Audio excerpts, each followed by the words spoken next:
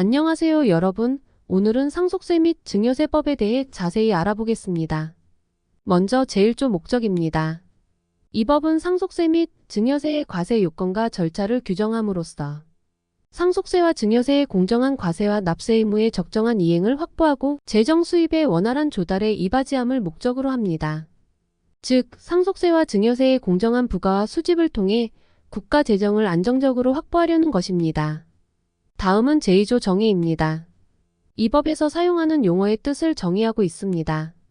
상속이란 민법에 따른 상속을 말하며 유증, 사인증여, 특별연고자에 대한 상속재산의 분여, 유언대용 신탁, 수익자 연속 신탁을 포함합니다.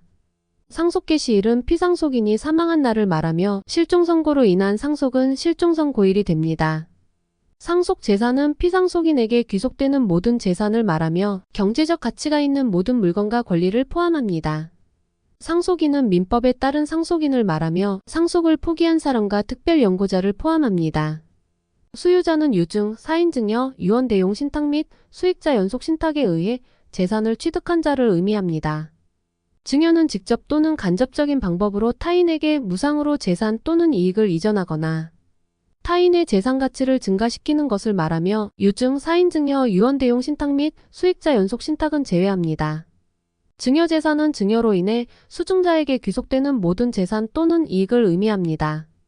거주자는 국내에 주소를 두거나 183일 이상 거소를 둔 사람이며 비거주자는 거주자가 아닌 사람입니다. 수증자는 증여재산을 받은 거주자 또는 비거주자를 의미합니다. 특수관계인은 본인과 친족관계, 경제적 연관관계 또는 경영지배관계 등에 있는 자를 의미합니다. 제3조 상속세 과세 대상입니다. 상속개시일 현재 상속재산에 대해 상속세가 부과됩니다. 상속세는 피상속인이 사망함으로써 상속인이 받는 재산에 대해 부과되며 이러한 상속재산에는 금전적 가치가 있는 모든 자산이 포함됩니다.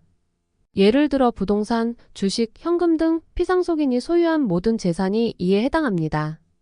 제3조의 상속세 납부 의무입니다. 상속인이나 수유자는 상속재산 중 각자가 받았거나 받을 재산을 기준으로 상속세를 납부할 의무가 있습니다.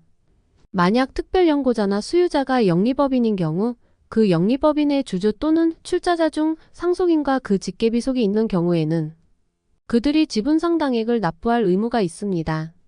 상속세는 상속인 또는 수유자 각자가 받았거나 받을 재산을 한도로 연대하여 납부할 의무를 지게 됩니다.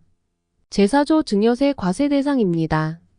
특정 증여재산에 대해 증여세가 부과됩니다. 상속재산 분할에 따른 초과 취득재산도 증여세가 부과됩니다. 증여재산을 반환하는 경우에는 증여세가 면제됩니다. 예를 들어 상속인이 상속재산을 분할하여 특정 상속인이 당초 상속분을 초과하여 재산을 취득한 경우 그 초과분에 대해 증여세가 부과됩니다. 제4조의 증여세 납부 의무입니다. 수증자는 증여재산에 대해 증여세를 납부할 의무가 있습니다. 만약 소득세 또는 법인세가 부과되는 경우 증여세는 부과되지 않습니다. 영리법인이 증여받은 재산에 대해 법인세가 부과되는 경우 해당 법인의 주주 등에 대해서는 증여세가 부과되지 않습니다.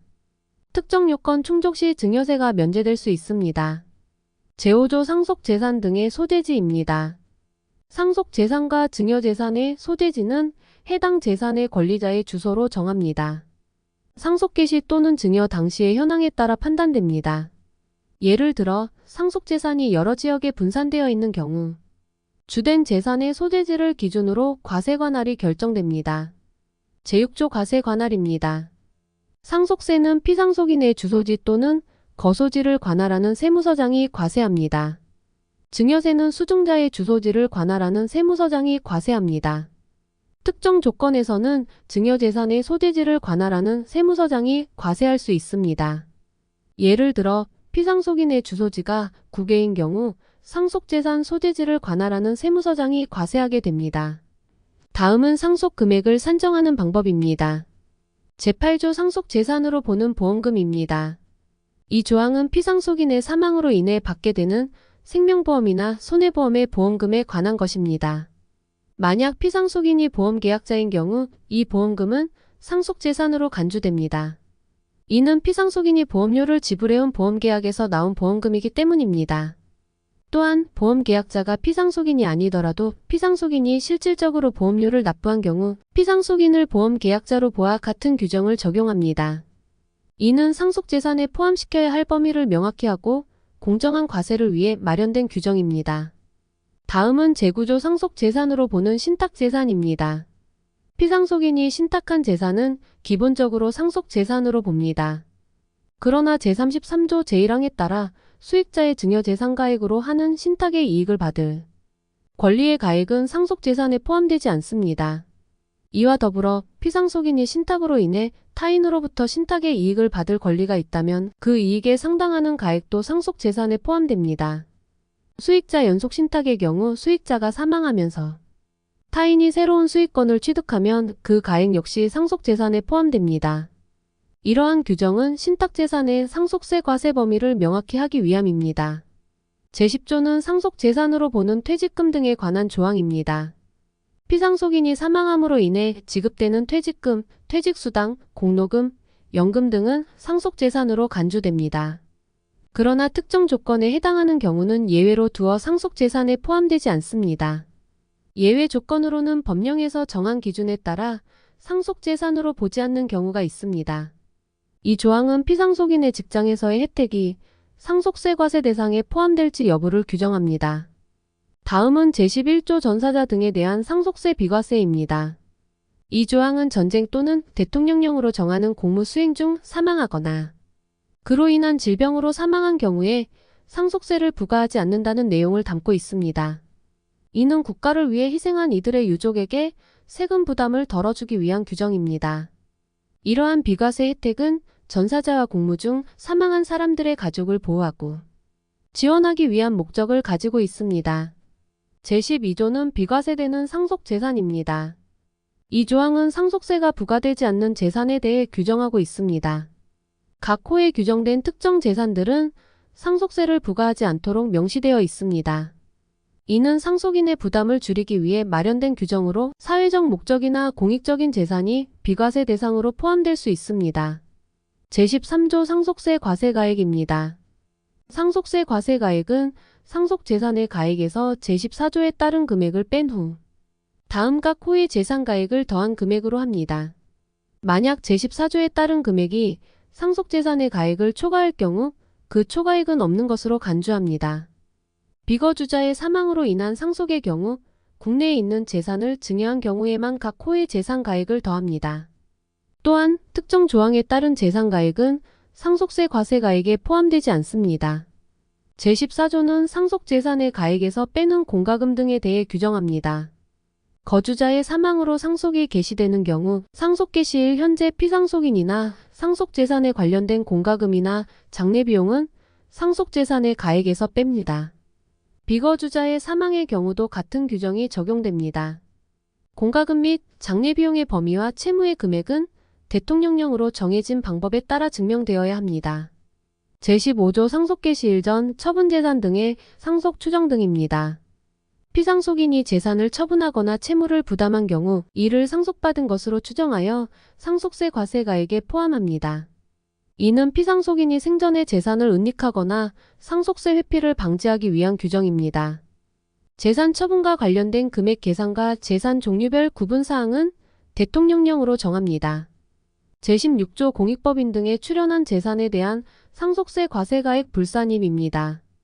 피상속인이나 상속인이 공익성을 고려하여 대통령령으로 정하는 사업을 하는 공익법인 등에 출연한 재산의 가액은 상속세 과세가액에 포함되지 않습니다.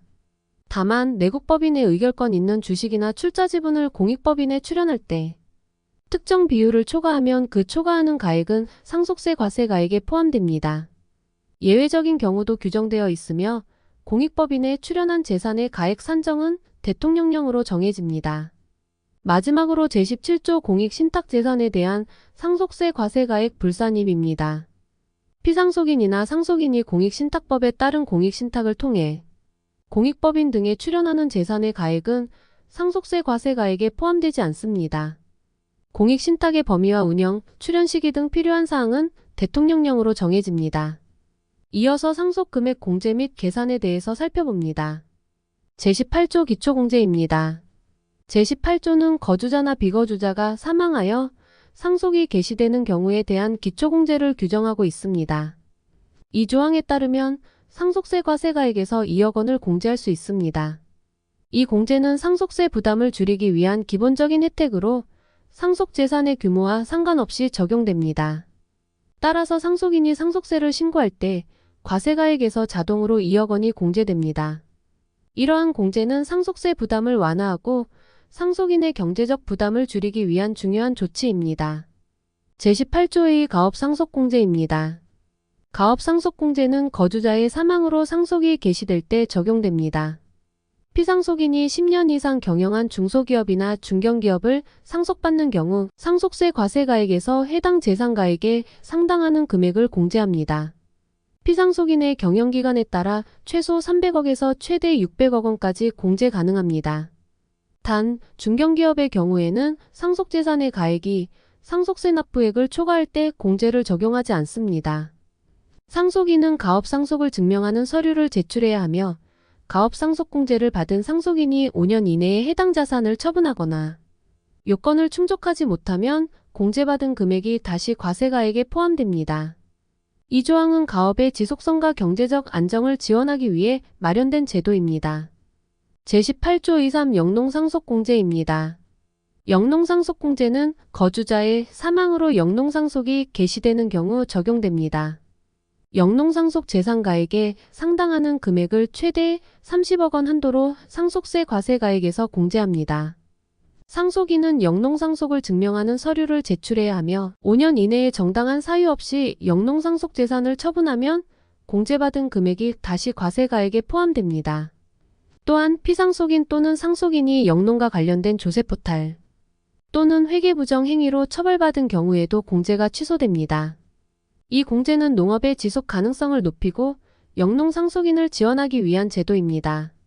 제18조 이사 가업상속공제와 영농상속공제의 동시 적용 배제입니다. 이 조항은 가업상속공제와 영농상속공제를 동일한 상속재산에 대해 동시에 적용할 수 없다는 규정을 명시하고 있습니다. 따라서 상속인은 두 공제 중 하나를 선택하여 적용받아야 합니다. 이는 이중공제를 방지하고 공제의 효과를 명확히 하기 위한 규정입니다. 상속재산이 가업과 영농 모두에 해당하는 경우 어느 공제를 적용할지 신중히 선택해야 합니다. 제19조 배우자 상속공제입니다. 배우자 상속공제는 거주자의 사망 시 배우자가 실제 상속받은 금액에 대해 공제 혜택을 제공합니다. 상속세 과세가액에서 배우자가 실제 상속받은 금액 중 작은 금액을 공제하며 이는 배우자의 상속재산 분할기한까지 분할이 완료된 경우에 적용됩니다. 배우자가 상속받은 금액이 5억 원 미만일 경우 최소 5억 원을 공제받을 수 있습니다. 이는 배우자의 경제적 안정을 도모하고 상속세 부담을 줄이기 위한 중요한 제도입니다. 제20조 그 밖의 인적공제입니다. 거주자의 사망으로 상속이 개시될 때 일정 조건을 충족하는 경우 해당 금액을 상속세 과세가액에서 공제받을 수 있습니다. 이 공제는 피상속인의 부양가족, 장애인, 동거가족 등에 적용됩니다. 공제를 받기 위해서는 관련 증빙 서류를 제출해야 하며 동거기간이 1년 미만인 경우에도 1년으로 간주합니다. 이는 상속세 부담을 줄이고 가족의 경제적 안정을 지원하기 위한 제도입니다. 제21조 일괄공제입니다. 일괄공제는 상속인이 선택할 수 있는 공제 방식 중 하나입니다. 상속인은 제18조와 제20조에 따른 공제액을 합친 금액과 5억 원 중 큰 금액을 공제받을 수 있습니다. 다만 상속세 신고가 없는 경우에는 5억 원만 공제됩니다. 피상속인의 배우자가 단독으로 상속받는 경우에는 제18조와 제20조에 따른 공제액만을 적용받을 수 있습니다. 이는 공제 방식을 간소화하고 상속인의 선택권을 보장하기 위한 제도입니다. 제22조 금융재산 상속공제입니다. 금융재산 상속공제는 거주자의 사망으로 상속이 개시될 때 적용됩니다. 상속 개시일 현재 상속재산가액 중 금융재산의 가액에서 금융채무를 뺀 순금융재산의 가액이 2억 원을 초과하지 않으면 그 금액을 공제합니다. 최대 2억 원까지 공제 가능하며 최대 주주나 최대 출자자가 보유한 주식 등은 제외됩니다. 이는 금융재산 상속에 대한 세부담을 줄이기 위한 공제입니다. 제23조 재해손실 공제입니다. 재해손실 공제는 상속개 시일 이후 상속재산이 재난으로 인해 멸실되거나 훼손된 경우 적용됩니다. 그 손실가액을 상속세과세가액에서 공제하며 보험금이나 구상권을 통해 보전받은 금액은 제외됩니다. 손실공제를 받기 위해서는 손실가액 및 손실 내용을 증명할 수 있는 서류를 제출해야 합니다. 이는 재난으로 인한 경제적 피해를 줄이기 위한 중요한 제도입니다. 제23조의 동거주택 상속공제입니다. 동거주택 상속공제는 피상속인과 상속인이 동거한 주택에 대해 적용됩니다. 상속주택가액에서 채무액을 뺀 가액을 100% 공제하며 최대 6억 원까지 공제 가능합니다. 피상속인과 상속인이 동거하지 못한 기간은 동거기간에 포함되지 않습니다. 일시적으로 1세대가 2주택을 소유한 경우에도 공제 가능하며 이는 가족의 주거 안정을 도모하기 위한 제도입니다. 제24조 공제 적용의 한도입니다. 이 조항은 각종 공제액의 적용 한도를 규정하고 있습니다. 제18조, 제18조 2, 제18조 2, 3, 제19조부터 제23조까지 그리고 제23조의 2에 따른 공제액은 상속세과세가액에서 일정 금액을 뺀 금액을 한도로 적용합니다. 상속세과세가액이 5억 원을 초과하는 경우 추가적인 한도가 적용됩니다. 이는 공제액의 적정성을 유지하고 공제의 효과를 명확히 하기 위한 규정입니다. 제25조 상속세의 과세표준 및 과세최저한입니다. 상속세의 과세표준은 상속세 과세가액에서 일정 금액을 뺀 금액으로 합니다. 과세표준이 50만 원 미만이면 상속세를 부과하지 않습니다. 이는 소액 상속에 대한 세부담을 줄이고 행정 효율성을 높이기 위한 제도입니다. 상속인은 상속세 신고 시 이를 고려하여 과세표준을 계산해야 합니다. 제27조 세대를 건너뛴 상속에 대한 할증과세입니다. 세대를 건너뛴 상속에 대한 할증과세는 피상속인의 자녀를 제외한 직계비 속에게 상속하는 경우 적용됩니다. 상속세 산출세액에 추가 과세되며 상속재산의 비율에 따라 30% 또는 40%의 할증과세가 부과됩니다. 단, 대습상속의 경우에는 할증과세가 적용되지 않습니다. 이는 상속의 공정성을 높이고 세대를 건너뛴 상속을 억제하기 위한 제도입니다. 제28조 증여세액 공제입니다. 증여세액 공제는 상속재산에 가산된 증여재산에 대한 증여세액을 상속세 산출세액에서 공제하는 제도입니다. 증여 당시의 증여세 산출세액을 공제하며 상속세과세가액이 5억 원 이하인 경우 공제하지 않습니다. 또한 공제할 증여세액은 상속재산의 과세표준에 대한 비율을 적용하여 계산합니다. 이는 상속세와 증여세의 중복과세를 방지하고 상속인의 세부담을 줄이기 위한 제도입니다. 제29조 외국 납부세액 공제입니다. 외국 납부세액 공제는 거주자의 사망으로 외국에 있는 상속재산에 대해 외국의 법령에 따라 상속세가 부과된 경우 적용됩니다.